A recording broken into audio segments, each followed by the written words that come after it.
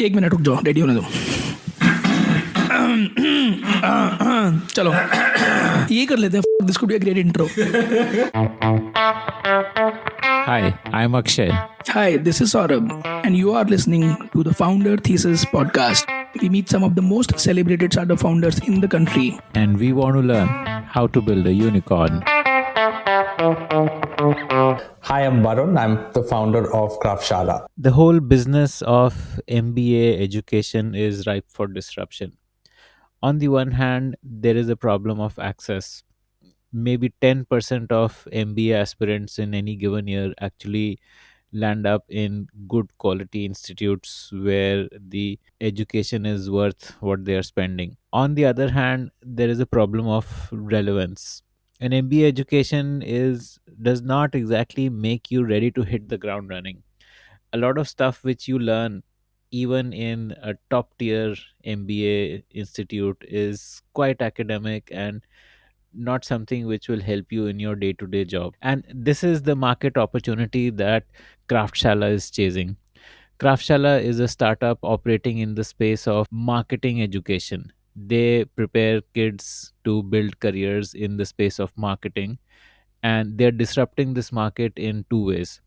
On the one hand, their courses are extremely industry oriented, hands on, and which makes the student ready to hit the ground running.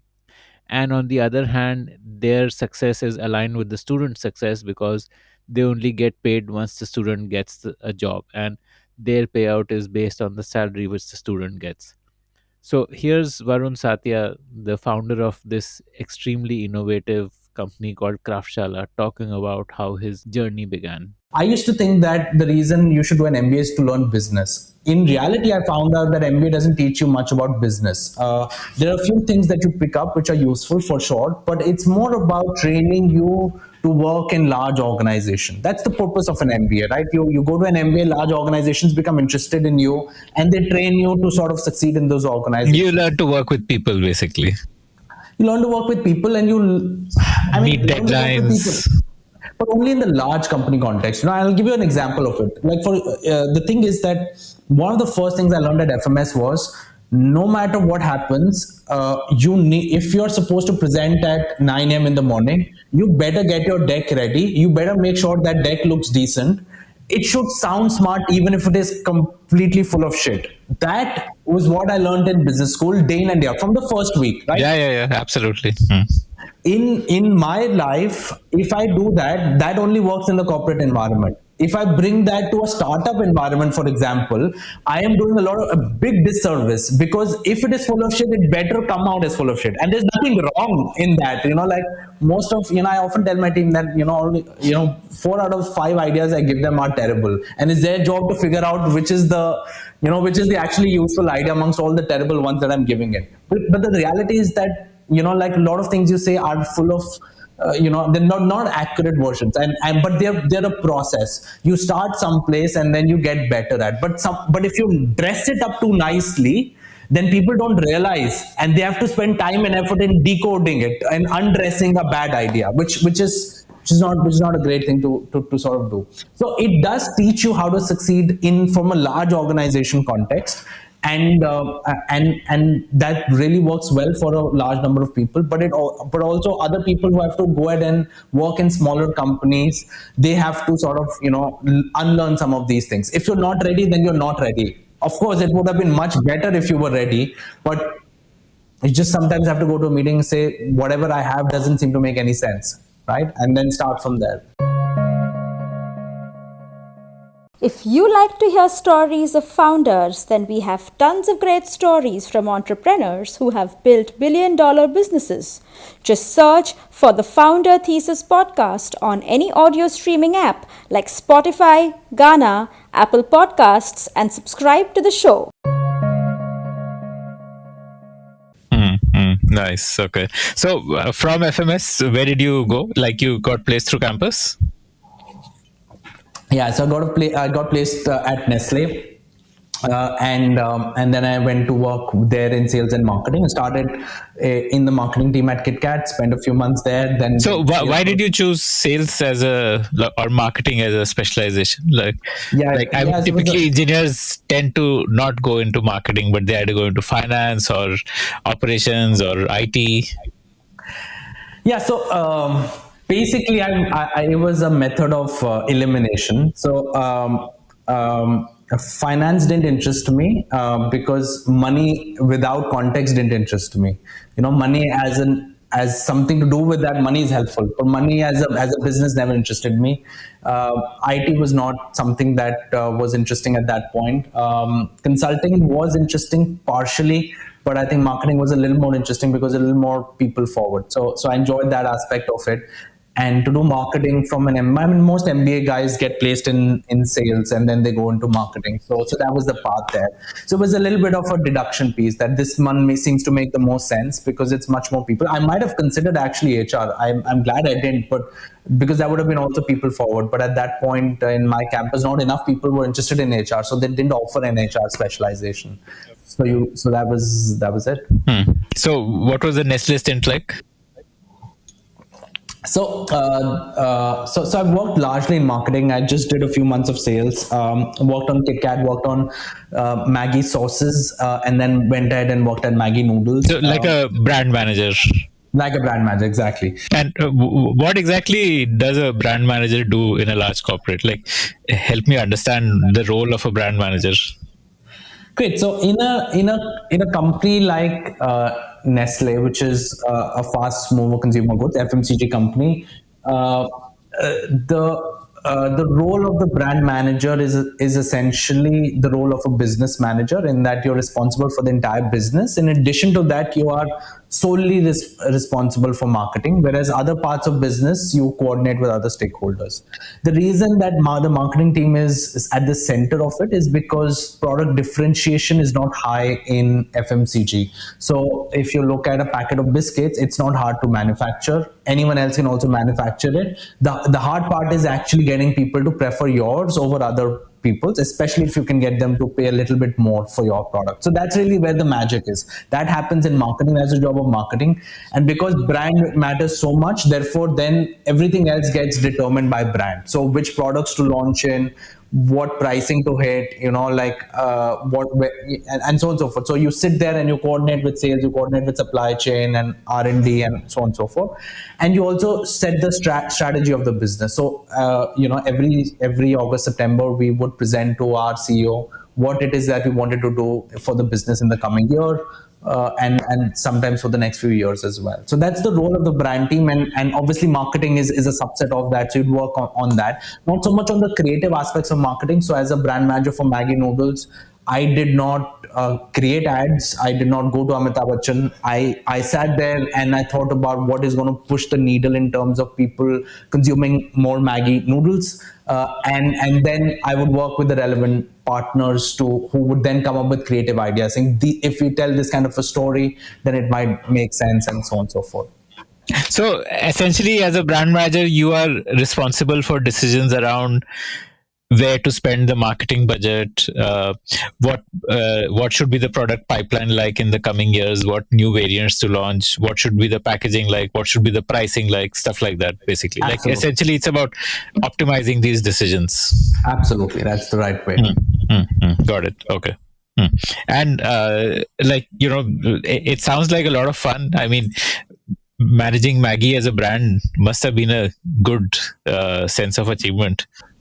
Yes, it was. It was true that I was the junior most member in a team. So in fact, Maggi sauces was, at that point, Maggi sauces used to be the largest sauce brand in India. But not a lot of people paid attention to it, even within Nestle, right? Because there was Maggi noodles next door. So you could do a lot more things, and I could get away with a lot more things without anyone really noticing. And because like what? Give me some examples of stuff you. For example, you wanted to. So sauces was a very trade-driven product. What that means essentially is there isn't a high preference that the consumer has between multiple brands. So our biggest competitor was Kisan, and people were okay. You buy Kisan, you buy Maggie, it's fine. Like hot and sweet was a subvariant which had a lot of loyalty, but outside of that, right? So in that sense, like a lot of it came down to trade, and you never have enough money to spend in trade. You always have competitors who are spending a lot more, right? But we could do a lot of things in strategic areas. You'd go to one account or you go to one geography, you'd sit them down, like for example DMart, like DMart was a incredible business, still is an incredible business. It's just amazing how they succeed. You go to their office, you would not think that they're going to succeed. It looks like a Sarkari office, and like the people who work there seem to have very traditional ideas and so on and so forth. But foundationally, they understand how retail is supposed to happen. It's one of the best things I learned about it, that about business, that what looks from the outside as fancy business is generally not a good description of what is going to work in, right? So you would work with people and you would try out these little ideas, like, all right, let's give you a little bit more here, but is there a way that you could get us a little more a little more visibility, a little bit more over our competitor, and so on and so forth. And you had these interesting insights that, for example, one of the great insights that we had is that when someone goes to a store, typically they assume that the best the promotional offer that is best displayed is usually the best offer, right? That you just assume that. So you didn't really have to give the best offer. You just had to make it the most visible offer, right? So therefore, if you spend your money creatively, you can get that thing, right? And then you sometimes incentivize their own their own sort of merchandisers to do really well with us, and so on and so forth. So it was in the gray area that a little bit, and I had a lot of fun with it, because these were the kinds of things that were not easy to sort of decode and easy to execute, and we had very limited monies. I couldn't sort of advertise on TV at that point for a large period of time. So this was it. So maintaining market share at that point was an absolute win, because our closest competitor was spending 10 times on TV. We were like, okay, this year make sure we don't lose share. So it was literally like that battle, state by state. Okay, we're gonna lose one state, but can we protect Gujarat and Maharashtra? Can we go and do something around Ramzan that would be interesting? Can we hit Durga Puja in a special way? So it was like it was a battle within a battle, and even within Nestle, the sales team wouldn't put a lot of effort in traditionally, but we had these set of things that were happening in which would get them in their view. So sales team would really spend their time with wholesalers and so on and so forth to make sure that our products. So we sort of changed the direction of the business a little bit. Nestle is great at consumer-driven businesses. Maggi, KitKat, Nescafe, large brands. Everyone knows them. Maggi sauces, hot and sweet, but you don't know the classical tomato ketchup all that much. So it wasn't a business that traditionally we were very good at succeeding at. So it was almost as if you were sort of laying down a playbook differently. And a lot of that work was, to be honest, done by my manager and the guy who had worked previously in me. So when I got that business in, they had already set it on that path. And my job was to make sure that I learn that playbook and apply it in an interesting fashion. And that playbook worked like a charm. It was a short-term playbook, because we knew that at some point, if you don't invest behind brand, it's gonna tank at some point. But you had to do it at that point, because that was not the year to invest for us. So that was fun. I go to Maggi noodles, suddenly the budgets become like 100x of what they were. But the problems are 1000x. So 100x doesn't really cut it. Now you can't do these things, because eventually, you need to find a way to get people to consume more Maggi noodles, and the different challenges in different areas. There was a competitor coming up who was also doing quite well. So the ITC one, the ITC UP noodles was doing well. So in that sense, and you were the junior most person in the team, which means that the CEO's number delivery depended on your one SKU. Like 25% of the business is that. So you go and say, I want to do X. They are not going to buy that very easily. So it was very hard to sort of move things there. In that sense, as opposed to the other business, which was easier to sort of move the needle on. So is that what kind of made you want to move out? Like what made you want to move out? I think that was definitely a big part of it. I think that when you work in a large company and work on their largest brand, that's kind of the pinnacle. And so it's supposed to be the best work there is, except that I found the work I was doing on sources a little more interesting. And that sort of started triggering in thoughts that there's something else I want to be doing in. And I'd sort of, like, the entrepreneurship dream was always there, so I wanted to build a startup and all of that. So it was just like at that, there were a confluence of factors which were there. I discovered an idea that I thought was good enough to be working on, and I started working on it.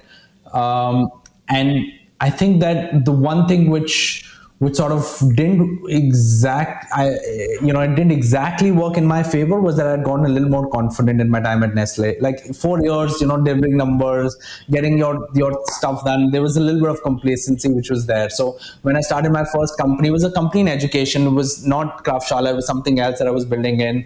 What was the idea that you were working on? So I was building a smart marketplace for courses, and I mean, simply put, it was another way for people to discover great courses in the competitive exam space. So this is 2015. This is pre an academy and all of that, and these were like online courses or offline courses? Online courses, and in fact, there was a company called Imbibe that is still quite big. That was doing excellent work in that space, working on. So it was sort of, it was in the similar space, using data to help people figure out where they're weak at, then figure out what the best courses for them are, and then get them working on it.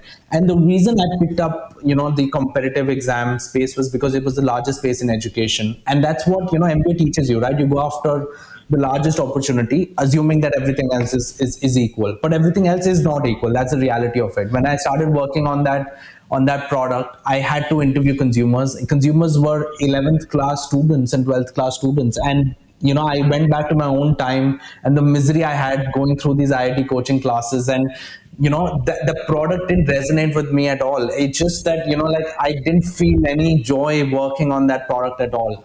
And so the first time the product sort of started, we launched a pilot. The first time sort of struggling in, I was doing that business alone. I was quite happy to shut it down. I mean, happy is perhaps an exaggeration, but I was quite relieved that I was shutting it down, because it didn't give me any joy working on it. And starting a company alone in particular, I think, is quite stressful. And so I went through a phase where I just sort of sat at home and didn't think about the future at all, because I How thought old that, were you then?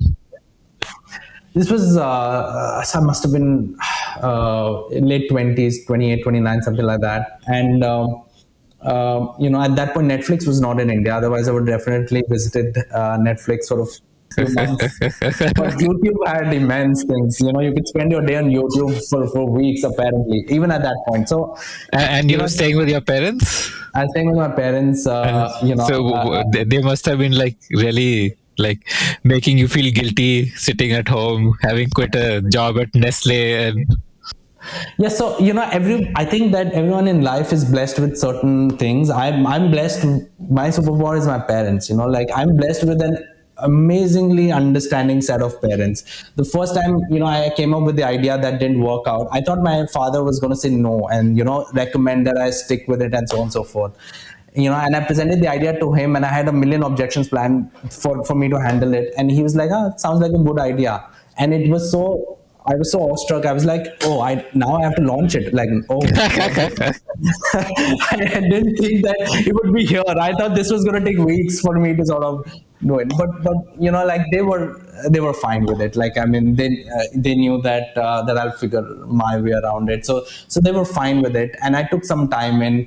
But I think eventually I figured out that all the things I wanted to learn, all the things I wanted to do they would happen if I stayed on that path. And the reason I'm mentioning this is because that was around the time that, one of my former managers came, I sort of met him, and he said, Varun, why don't you come back? The old role at Maggie is sort of available. And I asked him, what happened to that really smart girl who had taken over from me? And he was like, she's quit to start her own company. So the role is available. And so that temptation was there, but I thought that let me just keep going on the path that I'm in. There's a lot that I'm yet to learn, and I probably won't learn it back in a large corporate career. Of course, I went to FMS, so I think that's another big advantage, is that I didn't really pay for my MBA, right? I mean, most people have to spend 20-30 lakh rupees to do it. I got very lucky in that I didn't have to spend that money. So in that sense, I lost money in the first venture, but it wasn't the kind, that would sort of push me off. And I was smart enough to not invest in property, even though there's a lot of good advice that I was getting from my family. No, you should be buying this particular plot and so on and so forth. But so that sort of allowed me to sort of have a little bit of money left in the bank to start another company, a little bit of enthusiasm left as well. But one of the great things I sort of figured in is that that when you're starting a company initially, and starting any project initially, there are going to be multiple days, where it doesn't seem to have any way that it's going to work in. And at that moment of time, there are some people who are blessed with incredible confidence that they can just shrug it off and say, no, it will work out. Most people actually struggle to see that piece. And then you need something to keep you going. Sometimes it's a co-founder or a friend or something like that, who's seeing the light that you can't at that moment of time. In my case, I think it was the fact that what I was doing, I think I enjoyed it. So when I started Kraftshala, I was teaching students, unlike the first venture where I was just sort of doing the online piece. And there would be days when I would be teaching. How did that idea? So you were sitting at home doing nothing, watching YouTubes. How did that lead to Kraftshala? Yes. So one of the things that that people who don't do an MBA, they don't realize, is that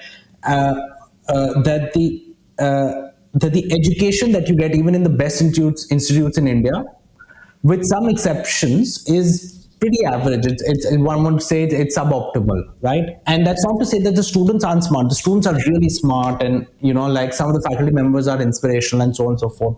But if I look at it as a general, as an average of it, the learning isn't great, and a lot of the best professors are actually quite old, because they got into the system a lot early. So in that sense, like me, most people learn their craft at work. They don't really learn their craft sitting in an MBA campus and so on and so forth.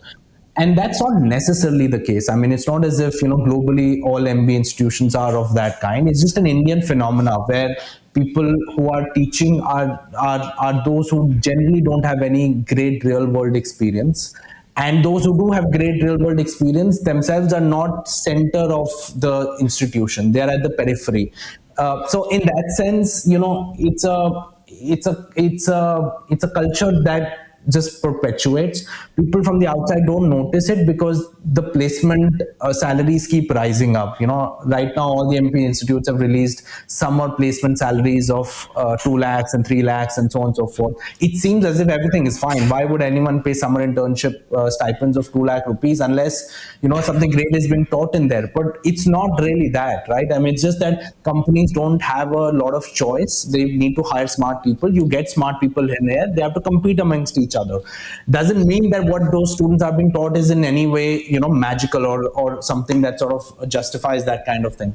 So in that sense, I started Kraftshala largely as a project, and as a way for people to learn real world marketing and sales, so that A, they'd be better prepared once they join the organization. B, they would know what real world marketing and sales is, right? I mean, most people don't know what a brand manager does in a very meaningful way. And if you're choosing a career in marketing or sales, then you should know what it is, and should be able to have a reasonable shot at cracking some of the best companies. And this was for like college kids or like working professionals, or? Yeah, so I started for the programs of business school students.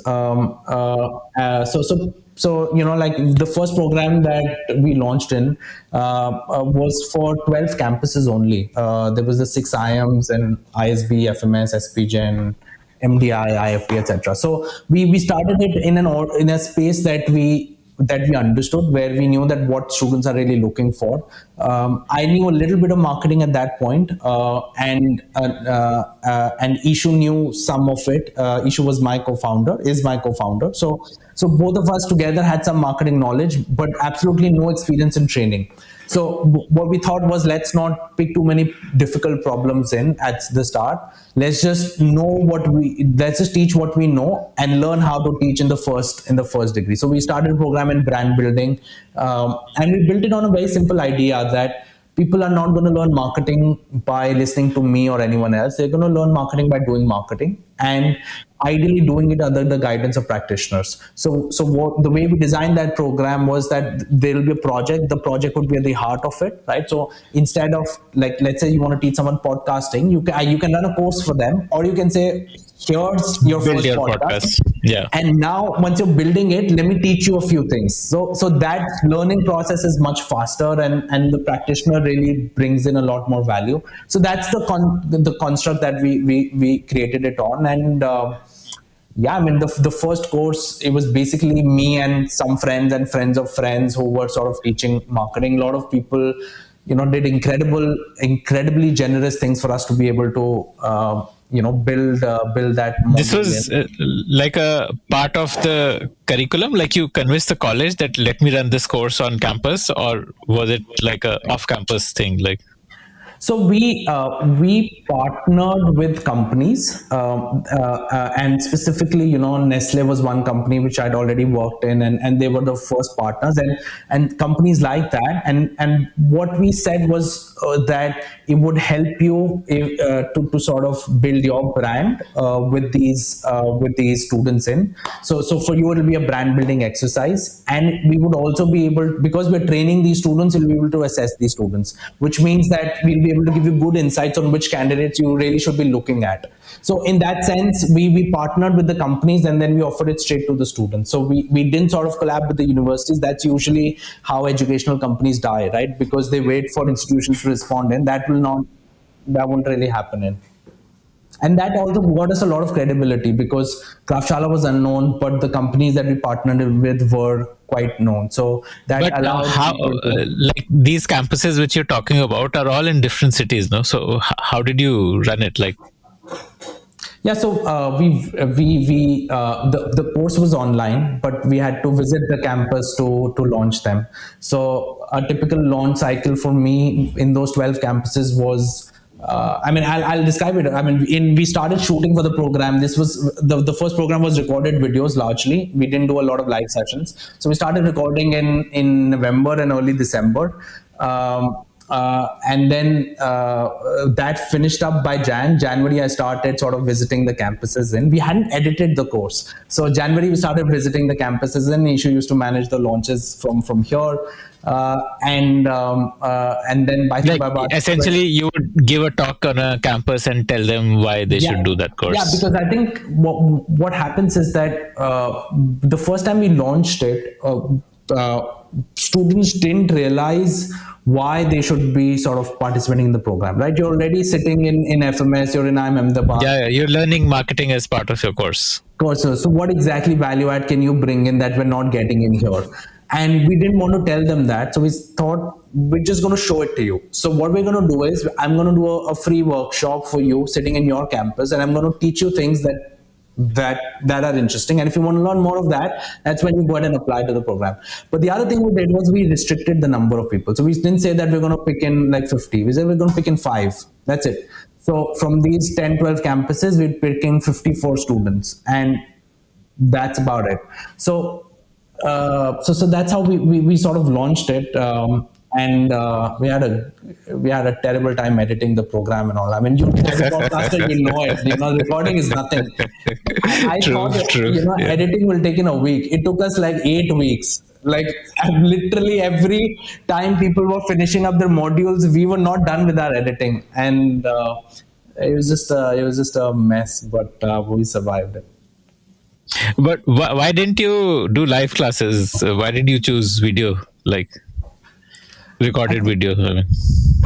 Yeah, I think that in business schools, because the calendars are so tight, it's impossible to Okay. run a live session for 12 campuses. Just True.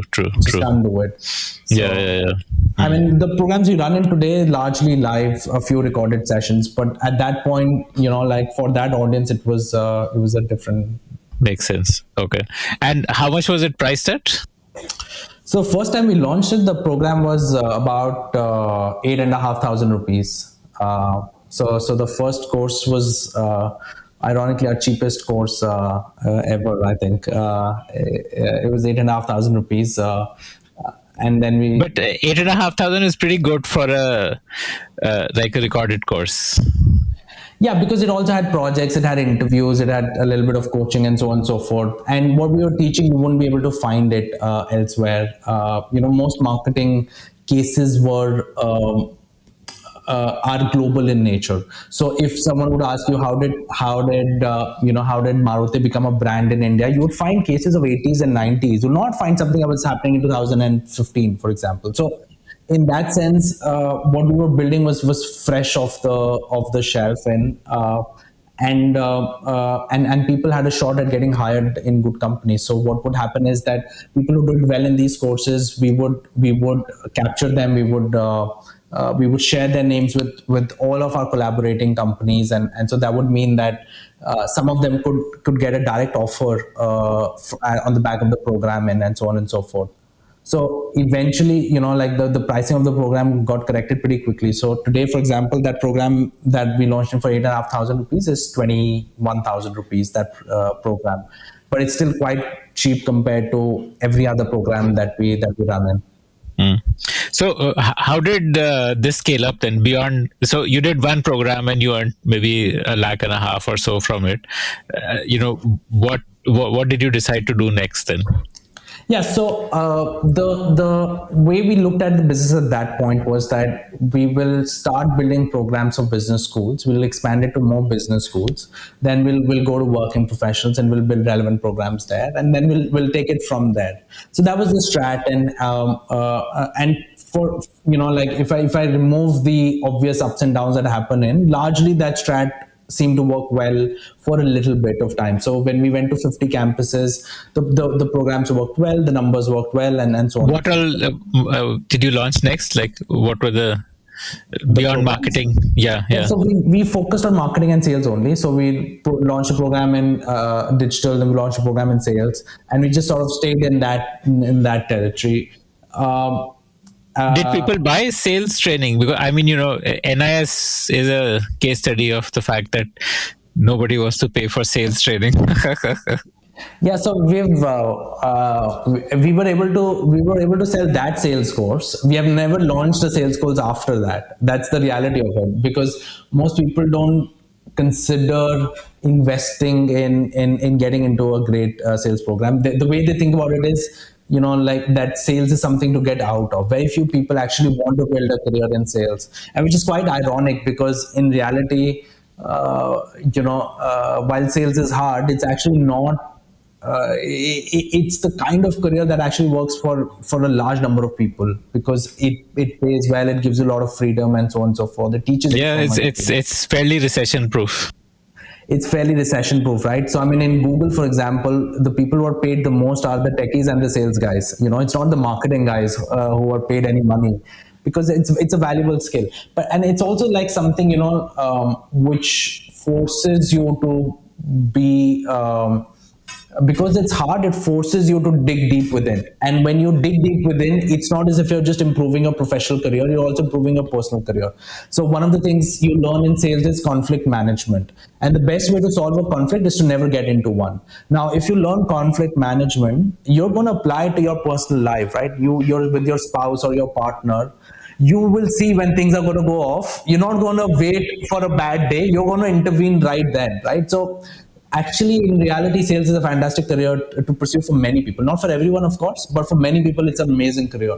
But like you said, very few people want to opt for it. But the other piece is that in MBA, a lot of people are also realistic, thankfully. So they know that the career that they were going to have after MBA is going to be sales and not marketing. So that realism also seeps in, and so that audience was there for a sales course.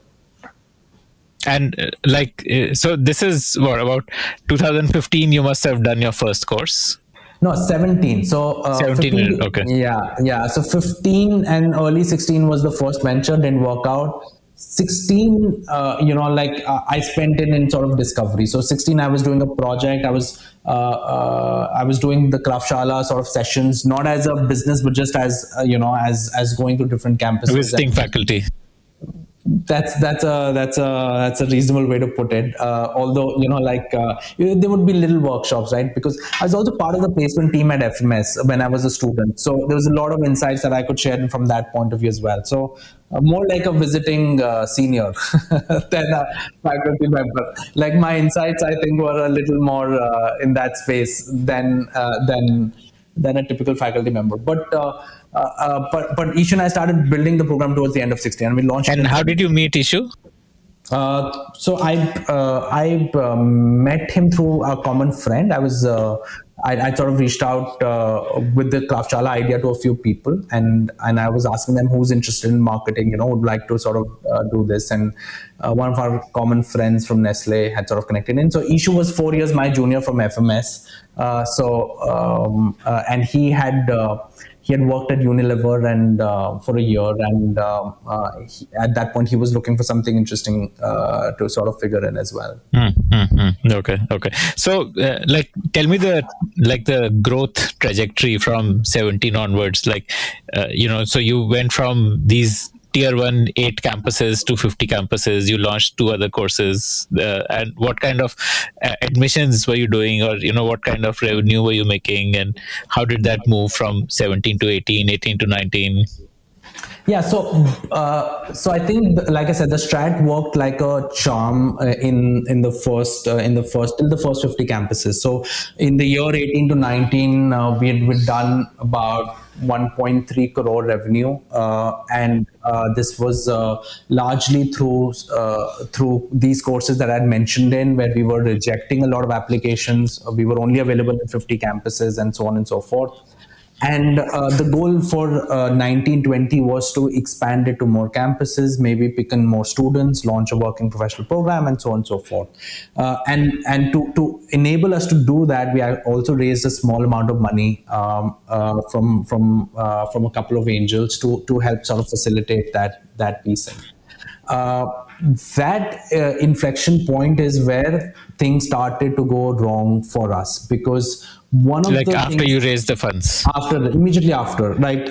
And the thing was that while I didn't sort of realize it at that point, I think the pressure to grow quickly that was there, that should be there, by the way. Speed is an essential component of business, but the way it sort of got constructed was, let's do multiple things and let's try and get those projects going in, so that even if one project fails in, the other would take off, and it would give you that it would give you that cushion, and so therefore things would sort of work out.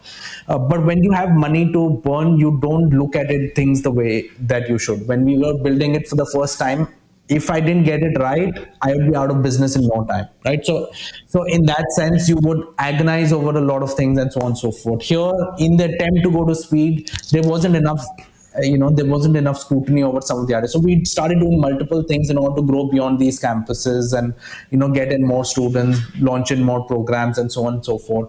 And that strategy started to falter pretty quickly. So what the products that we were building in, they were not working out. When we went in and like, you were not getting enrollments. We were we were not getting enrollments. We were where we were getting enrollments, we were not getting as nearly enough. We sort of built a consumer product to beyond online program. We had this app where we could, people could go in and sort of learn marketing on the go, and so on and so forth, which was a free thing, and it was meant to sort of encourage more people to sort of come in. That wasn't taking off well, when we were going to more campuses, we weren't being able to go the same way, because what happens in India is that there are 50-60 campuses where there is something that happens in an MBA school. Beyond that, it's a dire situation. There are 5,000 business schools in this country, and out of those 50 or 60 business schools, the rest are good enough to help you from an arranged marriage prospect, not so much from a career prospect. Like there's something else that happens in those campuses that has very little to do with helping your career. So in that sense, our programs were not that in depth, right? We could teach you something in an online program, but we couldn't replace the MBA, right? We were a short Like you could program. polish up somebody who's already good, but you couldn't help somebody who's basically at a. Foundationally, yeah. Foundationally, like we weren't teaching Excel, we weren't teaching basic communication and so on and so forth. And we weren't bringing companies to campuses. So if the right companies are not coming in, the students are not motivated, they don't have seniors to help them and so on and so forth. So it was a different environment out there. And we saw that our programs had basically no relevance there. So we didn't stop at 50, 60. We were forced to stop at 50 or 60 because there was really there was nothing for us to really go there. And by the end of 2019, we had to sort of take a hard look at where we were at. And and we essentially went back to the core and we said, look, I know we want to grow at speed, but the way to grow at speed is not by doing these multiple things that we were doing in. The way to grow at speed is to have one hypothesis and make sure that hypothesis is right, and then you execute very, very quickly on that hypothesis. So our hypothesis was that at that point, end of 2019, was that the business school program business that we built in, this was it. We were not going to grow beyond a point. Now we could do 20% every year, but that's still a very small business. Imagine a 1 crore business doing 20% every year is nothing, right? So we're trying to hit 100 crore revenue. It's not going to happen with that. So we needed to build a program for the other audiences, which we had in mind at the start. We needed to accelerate that process in. So at that point, we launched the working professional programs, but we also started building something called the Marketing Launchpad, which is today called the Marketing Launchpad. And the Marketing Launchpad essentially was this program which would solve for the issues that we saw in these campuses beyond the 60 campuses, where we said, okay, we need you to train foundationally, we'll train you foundationally. But for us to do that, you need to train full time with us. We couldn't train you, 8 hours a week. We had to spend, like 50 hours a week with you, which is basically, every day 10 a.m. to 8 p.m. And we will teach you everything that you need to do in order to build your marketing career. And that is the program that we started building towards the end of 2019. So this would be like a online certification with a placement at the end of it, like a alternative to doing an MBA. Yeah, so it is absolutely that, but it's not necessarily an alternate to MBA. So for example, some of our students from the Marketing Launchpad could and probably will do an MBA later on as well. But it's certainly a much better alternative to the MBAs that is offered by a tier 2 or a tier 3 institute. And the reason for the reason for that is it's just built for jobs of today, right? Because what happens is that it's a misconception that there aren't enough great roles in the country. Even during the pandemic, beyond that lockdown period of let's say four months, after that, there have been tremendous number of marketing jobs that have been there. It's just that those jobs require you to understand ad platforms, require you to understand SEO, requires you to understand content and so on and so forth. Now, with that, you need to also know things like how to communicate your idea well, how to work well on Excel, how to decode a problem, just to give you an example, there would be times when you would be looking at your numbers, viewership numbers, and thinking, oh, these viewership numbers aren't growing, Is that a problem? Well, that's a symptom. The numbers aren't growing is a symptom. What's the problem there? Is it that we don't have the right guests? Are they not talking about the right things? Are we not going and marketing it in the right way? And so on and so forth. So just that ability to decode what the situation is, look at a hypothesis, test it out, and then go about it. That's not something that even was being taught in the best MBA institutes. Forget, the anyone else. So we said we wanted to build it. We wanted to rethink a program from that lens, which means that people will have to invest their time full time with us. Now, the moment a student has to do that, they have to invest a lot more trust in us. And we knew that in order for them to invest their trust in us, there were only two things that would convince them. One is we go ahead and partner with an IIM Ahmedabad and we say, all right, that's the way to do it. Well, that wasn't going to work out, right? So in that sense, we went the other way and we said, what we will do is we will make sure that these people get placed. And obviously we can't guarantee jobs. So what we will do is we will at least guarantee that we won't charge you if you don't get placed. So we will place you in a marketing role. We will place you in a marketing role above 4.5 lakh rupees a year, hopefully a little bit more. And we will not charge you money until this happens. So that gave people a lot of confidence that what they were going to learn in here is going to be relevant for them, and that sort of triggered in a very good student pool in for us, and that allowed us to run our training program and then partner. And this was like live classes. This was not a recorded. Yes, so this was largely live classes. We still do a few recorded lessons in, but every day, a typical day would be something like students start in at 10 a.m., they attend a few sessions, then they work on problems, then they get coached by those practitioners that we were speaking about a little bit earlier. Then, they sort of go in and learn certain human skills, communication, Excel, and so on. Essentially like a campus experience, but online. Campus experience, but online. Yeah, wow. Absolutely.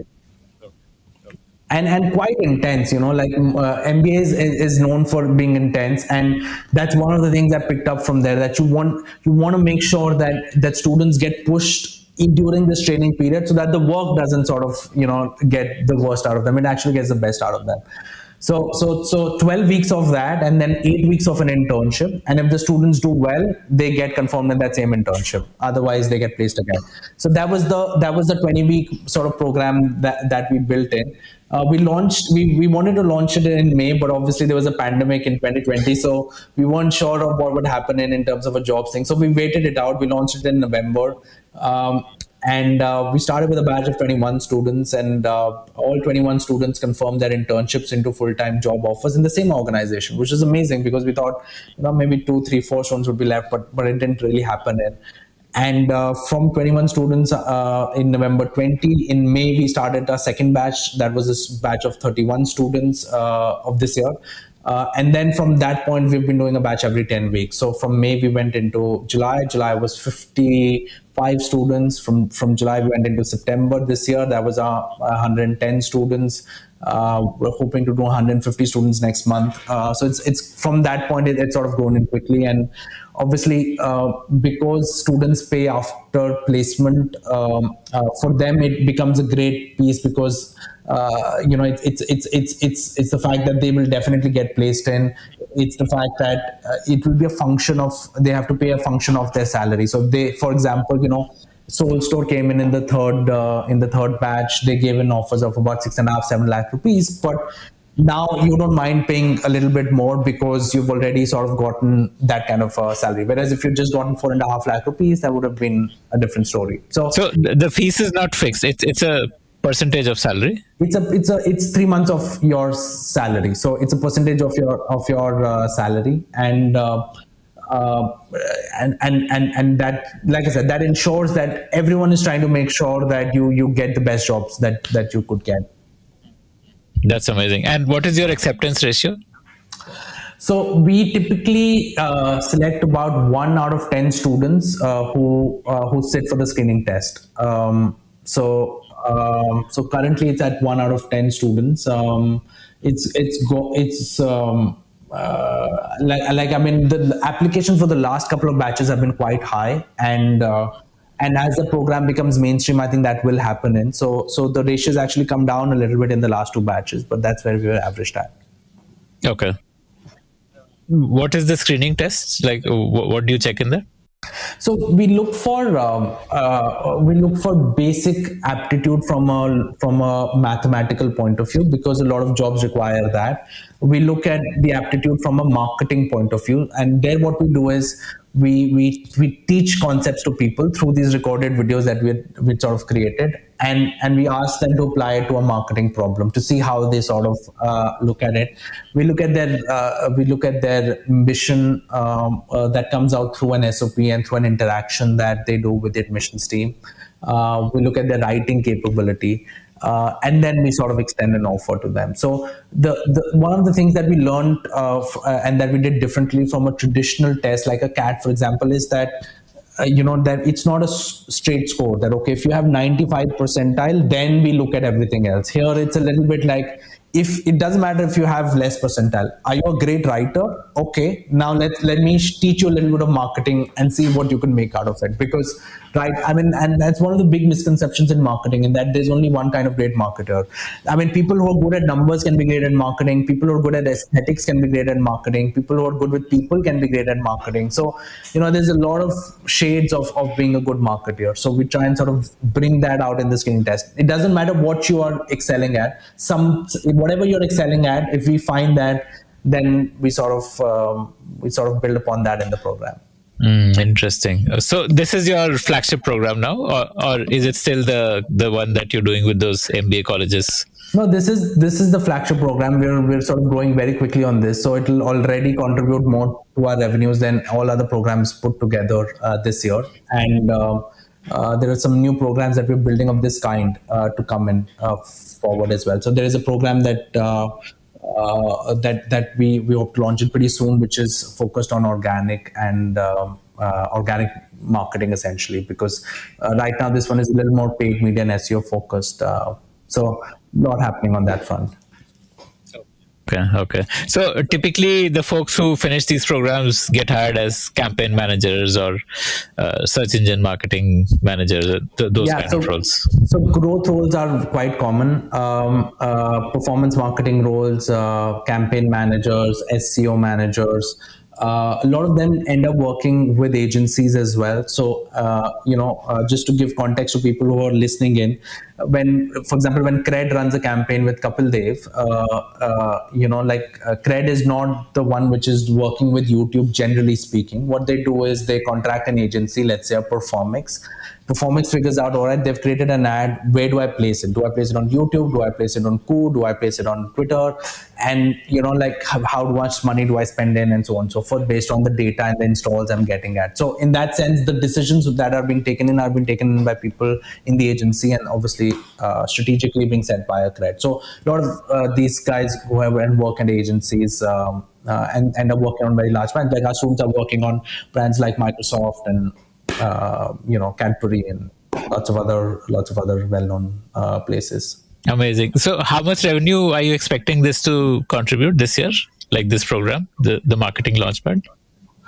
So I mean, the last batch that we've enrolled is like I said, it's about 110 students. From each student, we would be making in about 1,35,000 rupees, and everyone gets placed. So we haven't yet had a scenario where a candidate will not get placed in. So from that batch, we'd be doing about 1.4 crores upwards of that, and we do a batch every 10 weeks. So that's where we're at right now. Amazing. And besides this, what are the other programs you have now outside of the campus one? So outside of this, we run our business school programs, and we run a program for working professionals called Brand Management in the Digital Age. So those are the two programs that we run in. But that working professional program would not be as intense because they would not have the time. That would be more like a comparable to a course from Udemy or LinkedIn or something like that. So you're right in the sense that it's not as intense. It's created for working professionals, and these people have maybe 8 to 10 hours to spend in a week in order to upskill. And so it's with that mindset, but it still is based on foundational ideas of Kraftshala, which is people will learn by doing. So what we've done there is we've figured out interesting projects for people to work on, and then they get coached on it and so on and so forth. So it's still 20 weeks, but it moves at a slower pace than, let's say, the Marketing Launchpad. And the ideas are also different. That's a little more strategic in nature. It's meant to teach you slightly different things than let's say the classical program act. So yeah. Okay, got it. And what are those programs priced at, the working professional program? So working professional program is at 85,000 rupees, and the business school program is between, like I said, it ranges between 20 to 25,000. Essentially like a one line summary of Kraftshala would be like, say, like an upgrade, but for marketing. One line summary would be a program that helps people launch their careers in marketing and sales. I think that an upgrade and great learning and all of these companies are essentially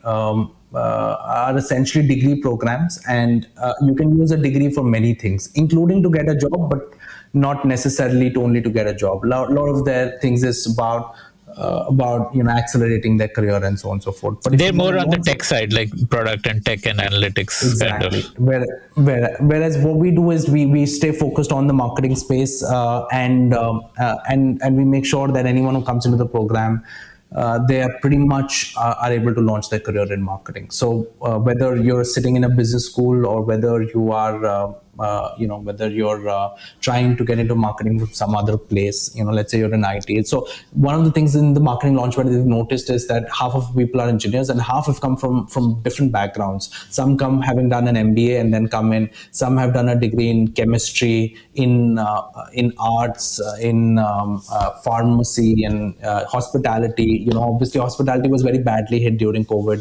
So in that sense, some of our best students have actually come from that space. And so it's a rich representation of what people do in India essentially, and then they start their career in marketing. And I think that's probably why the program has worked really well. It's because most people are in this loop. You don't have experience, so you don't get a job. So you don't get experience, you don't get a job. This sort of breaks that loop, the marketing launchpad for us. So, one of the things which I would, if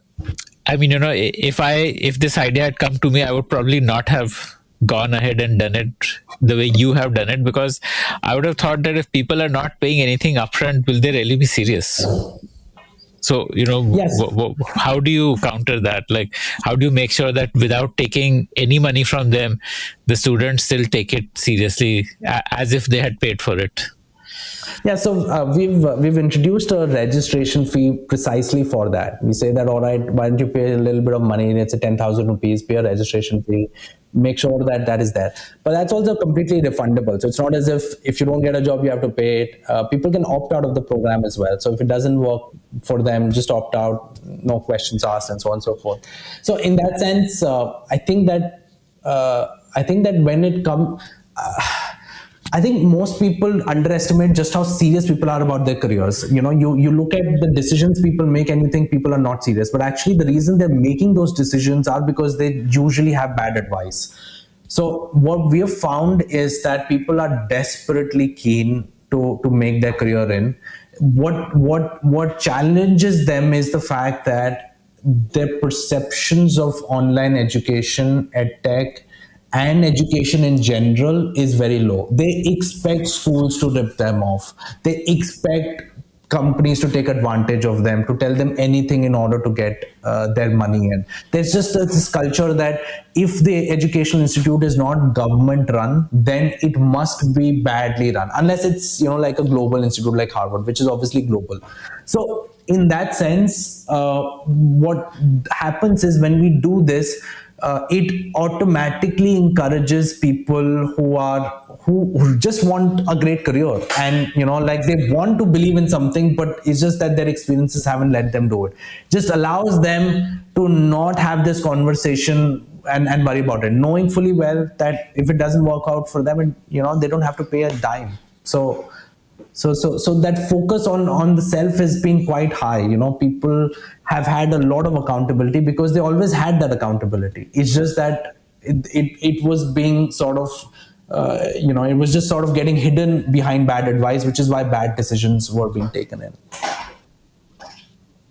It seems to me like probably the next wave of edtech unicorns would be built around this structure of pay after placement, because I think the current wave is built around sales. Like Byju's is like a sales machine, in terms of their ability to sell.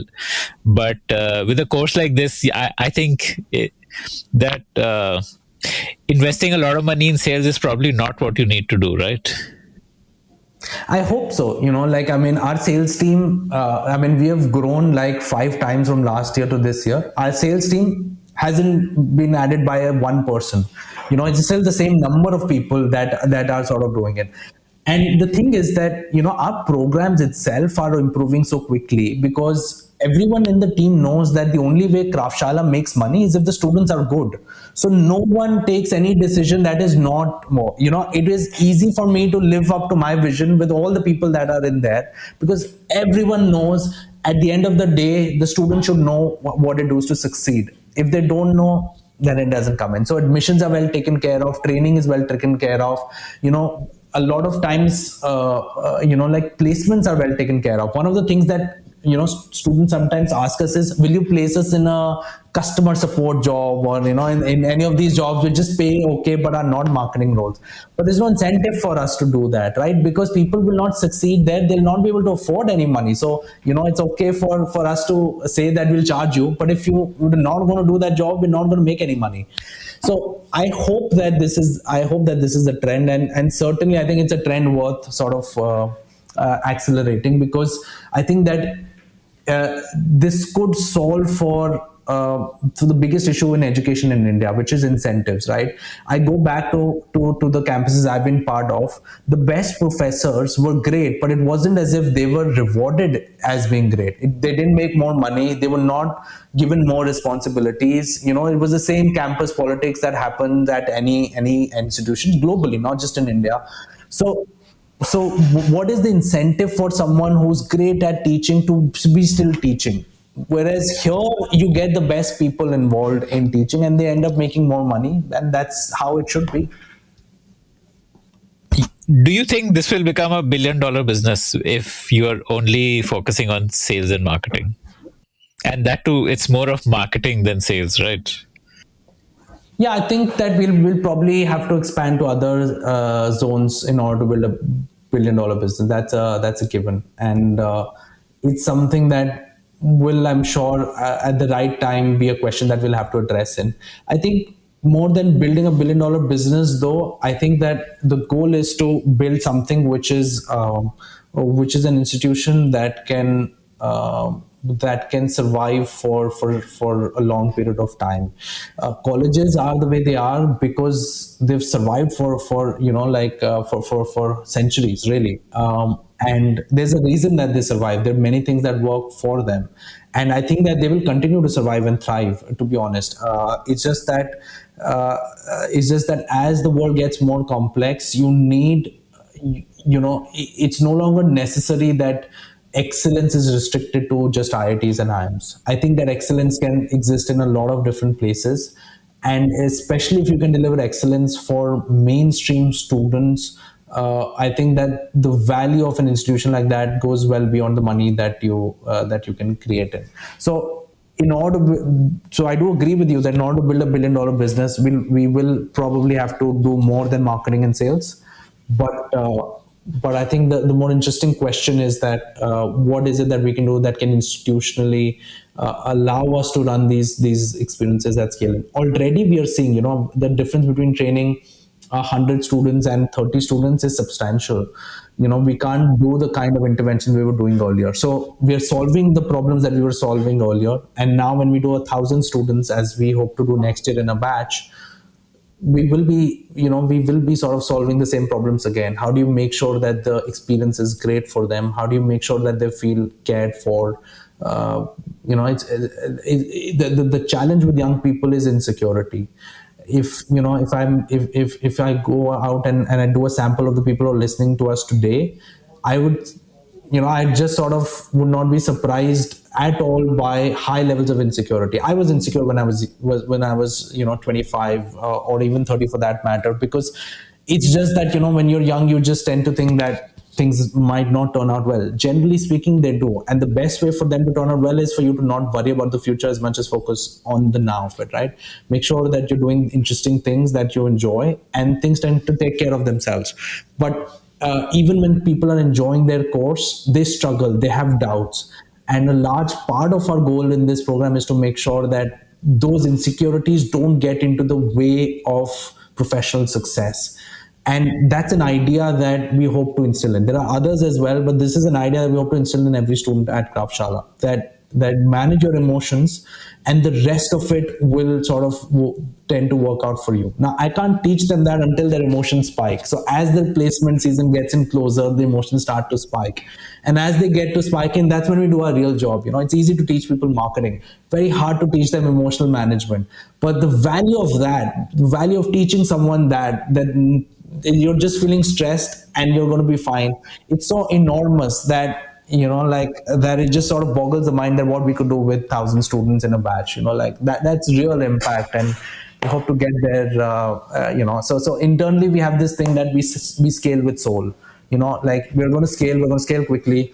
We're going to scale with making sure that what has gotten us here doesn't get lost in the attempt to scale too quickly. So we're going to continue to make sure that this unsaid part of Kraftshala is sort of taken care of. Every student who comes in feels cared for, goes out of it a stronger human being, and someone who can then kick ass. How do you see a 1,000 student batch being, the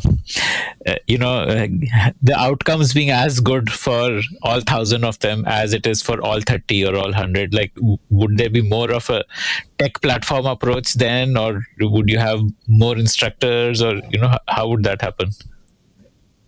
Yeah, so we're already a very sort of, a lot of our programs are sort of running on autopilot largely due to tech, right? So every time a student starts training with Kraftshala, every day we know how their day is going in for every student. So I know when they're feeling stressed out, I know when they're feeling burnt out, I know when a concept hasn't landed.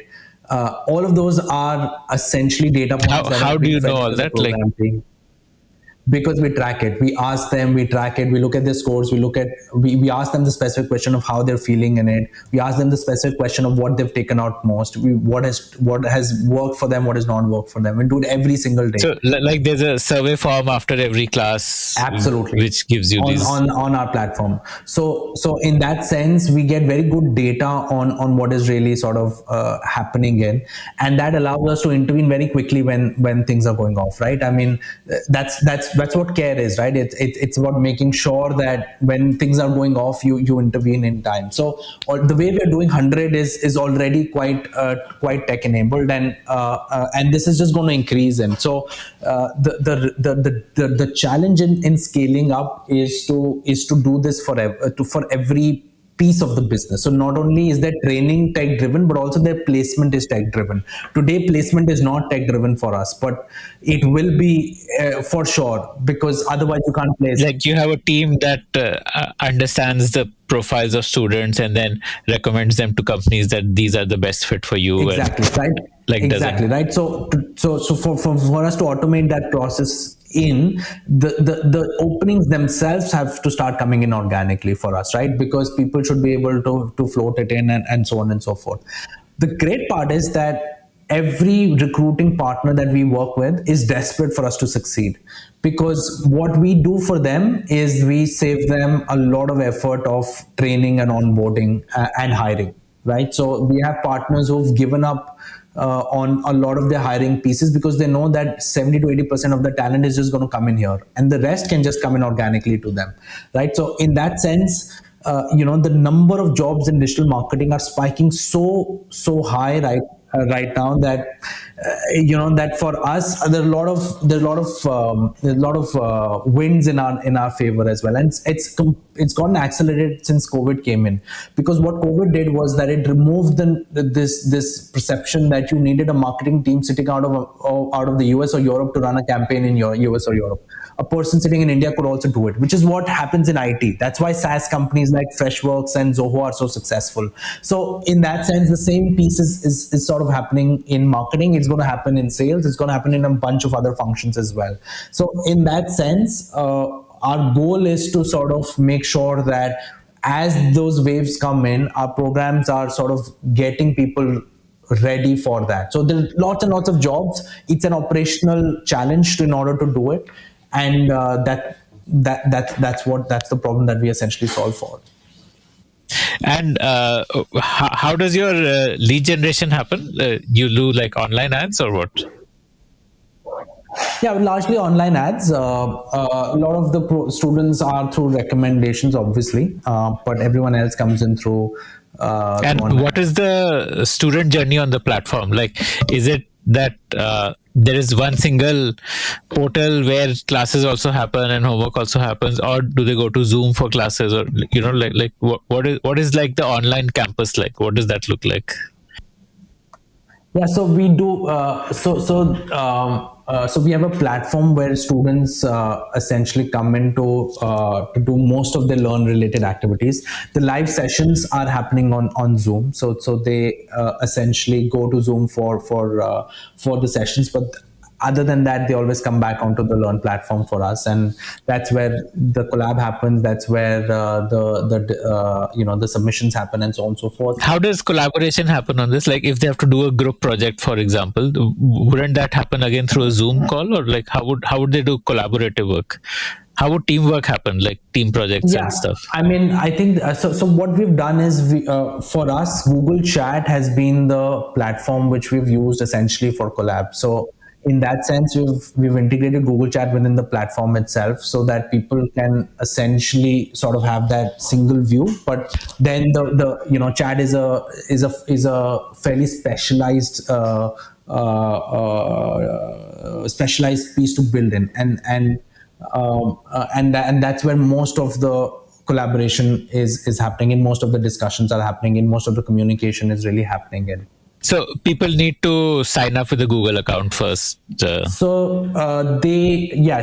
mean, all of them have a Gmail account. So as long as you have a Gmail account, and so you would have like a room for a batch, and then within the batch, different groups would create their own rooms where they can collaborate and sync up and submit stuff. Absolutely.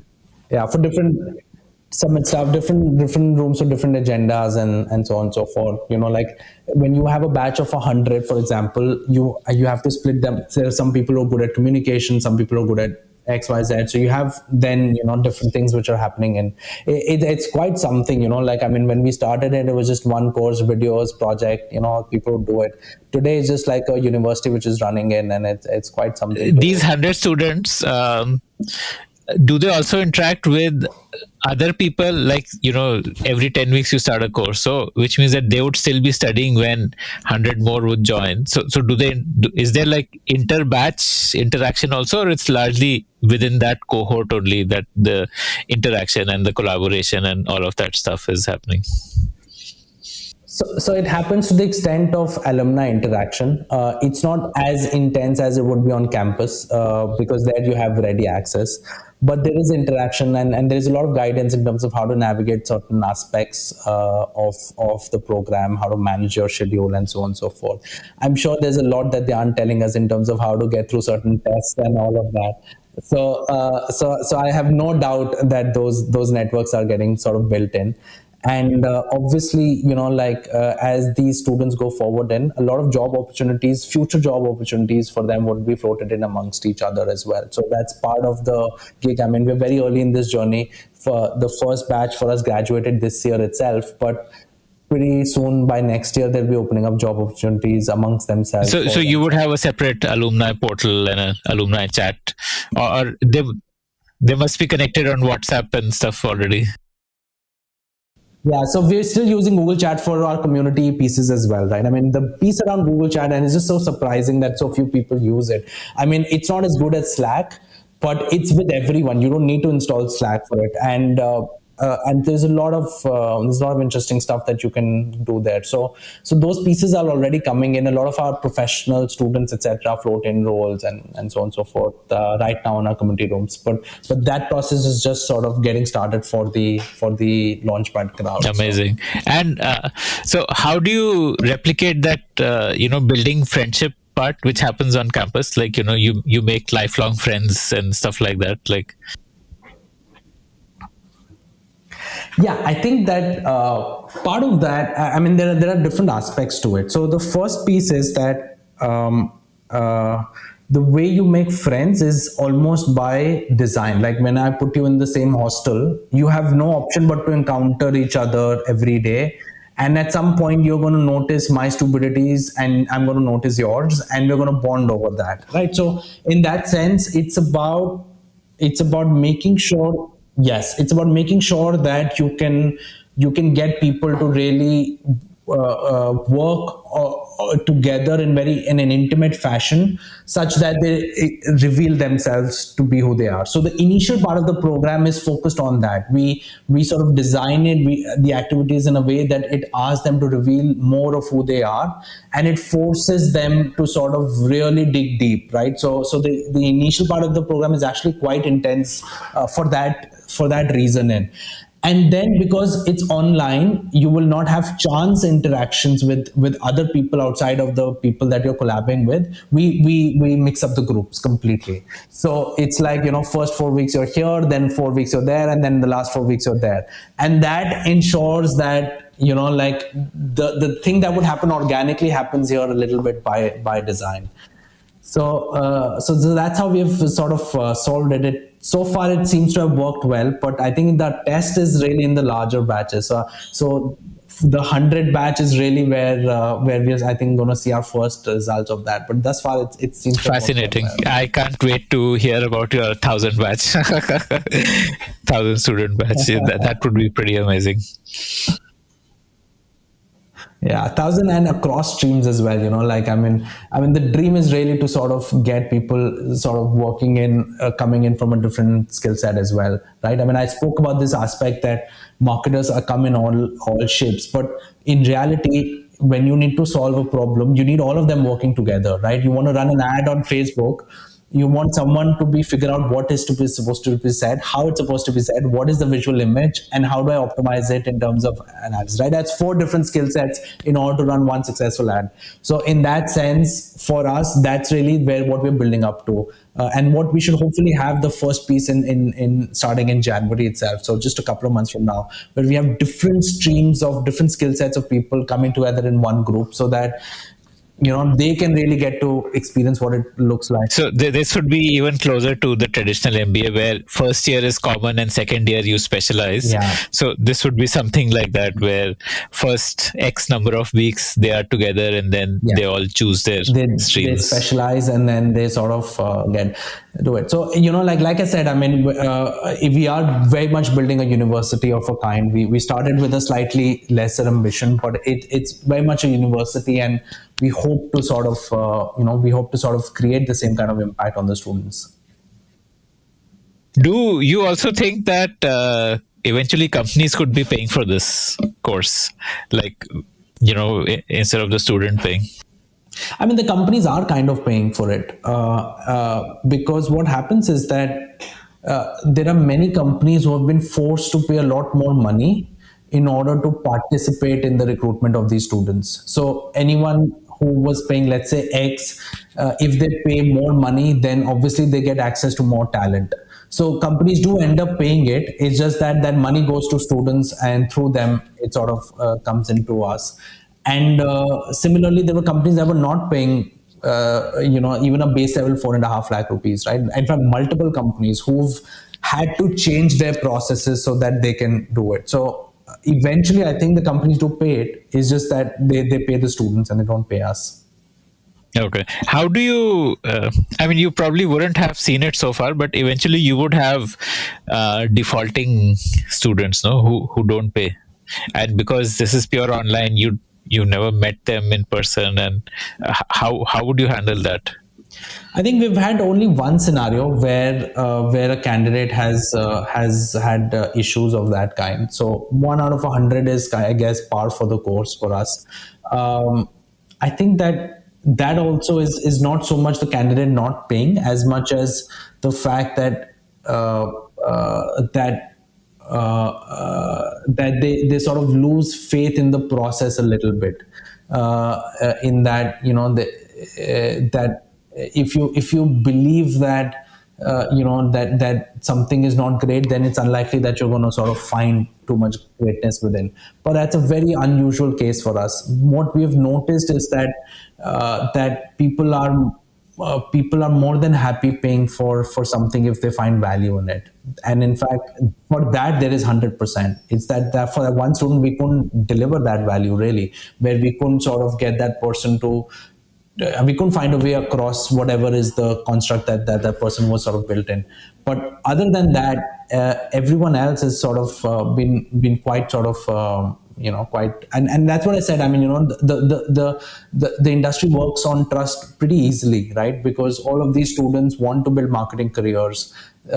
They want to be associated with us. They want they find value in the programs. They know we can continue to add a lot more value to them going forward. And so in that sense, we are also very comfortable in sort of running this structure in. So it was one of our fears that for example, our legal team had said, you should have these checks which are blank checks signing in from the students and so on and so forth. We didn't go for any of that because we knew that at the end of the day, if you give a great experience, generally speaking, people would want to reward you and they'll find value in sort of continuing that relationship there. So thus far we haven't had that challenge, and we're not really anticipating much on that front, having run this now for a year. So what is the payment cycle? Like, do they pay in 3 months, like the 3 month salary, or?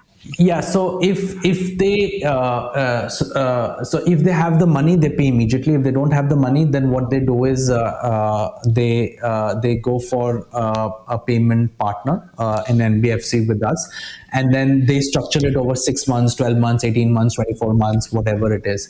And one of the great things about India is that the interest that you have to pay on this is very low. So education loans are always great loans to take in. It's what most people don't really realize is that it's unlike any other loan to do, and that's one of the good things that the government has done for you save tax also. You save on tax. The interest. Absolutely. So that ways people structure it in those fashions and we only. So the credit risk is essentially going to the NBFC then. Once The NBFC and once again zero defaults there as well. So it's like not a single student who's lost their job, who's chosen not to pay in.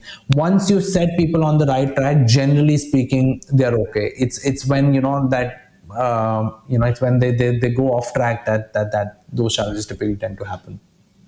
Do you plan to monetize the alumni base? Like, eventually you would have thousands of people who've done the course. Is there a path to monetizing them also? I think that we will definitely offer more programs to people through the life cycle, but at this stage, for us, the entry level opportunity is very, very valuable. I think that most people haven't heard of Kraftshala, and most people, when they heard of Kraftshala and the concept, they tend to think there is a hole in the contract. There is something that that will make you pay whatever it is, and so on and so forth. So we have such a massive opportunity that we're addressing right now that I guess for the next couple of years we are going to be very focused, maybe more actually. We're just going to be focused on this, and we're going to think what kind of programs can we build in that will allow us to sort of run the same model very well. But at some point, I'm sure that we would definitely like to build in more programs for people to do it, because people need skilling up through the course of their lifetime. So I'm sure that will happen in as well. How big is the opportunity? Like you're saying, in the marketing training space, like entry level marketing. Entry level marketing, just to give you a quick context. So if you go to Naukri, in fact, if you go to Naukri, round about in Feb or March of this year, you would have seen about 10,000 jobs in digital marketing in Naukri at the entry level space, which would be there. So Naukri is obviously a small subsection of the whole. They're the largest job platform. Now, if you go to their platform today, you'd find more than 30,000 jobs. So in 6 months, it's sort of rocketed to that level. And things are just sort of getting, I think, interesting here. So I think the marketing space is large. I think there are other spaces as well, which are interesting in as well. But marketing is probably the most underestimated one because it's risen quite late. Coding has been around for a while, and it's a massive space for sure. And then there have been other spaces as well which have been talked about. But the thing about tech is that it's not just revolutionized coding, it's also revolutionized traditional forms like marketing and sales. So even if I pick sales and I say, okay, what is the opportunity of which is just centered within, let's say, something like a technology sales or a SaaS sales, software as a service sales, which is the sector that Freshworks, Zoho, and all of these companies, Salesforce, all of these companies, that's a massive sector as well, which is sort of growing in. So technology has just opened up lots and lots of different kinds of roles and we're very much at the start of the curve. But do you think a pure sales driven course, like a course which guarantees you a job in sales, will get volume? Because, as we discussed, that people are not looking at sales as a career, even though it's a good career. I think that it depends on what kind of viability people can see beyond that. So if you think about it, most MBAs go ahead and do sales. Does that stop people from doing an MBA? No. But they're not really doing an MBA all the time to do sales. What they're doing is they're doing the MBA to sort of future-proofing themselves in a way. Future-proofing themselves. Even if it doesn't happen, at least mentally it feels like that. So I think that if you can find a way to show sales as future-proofing your career, if you can show a viable path of it, people will be interested. If they don't see that, then it's unlikely to sort of win, because sales as a career has been less interesting. And this is also, I think I'm speaking about it on 25th of October. Tomorrow Elon Musk might talk about, Elon is the best salesman on the planet, right? Tomorrow, if he actually admits up to that, suddenly sales could become quite sexy as well. It'll not be in his best interest to do it, because the best sales tends to be disguised sales, which he knows and he understands and he leverages. But things can make other things sexy, right? If people realize that that if you do sales in Google, that's much more valuable than if you do marketing in Google. Something's going to change there. So it might change in, but as sitting in today, I would think that it's more about if people can find a way to think about how a sales program can future-proof their career, then it'll be interesting. This episode of Founder Thesis podcast is brought to you by Long Haul Ventures. Long Haul Ventures is the long haul partner for founders and startups that are building for the long haul. More about them is at www.longhaulventures.com.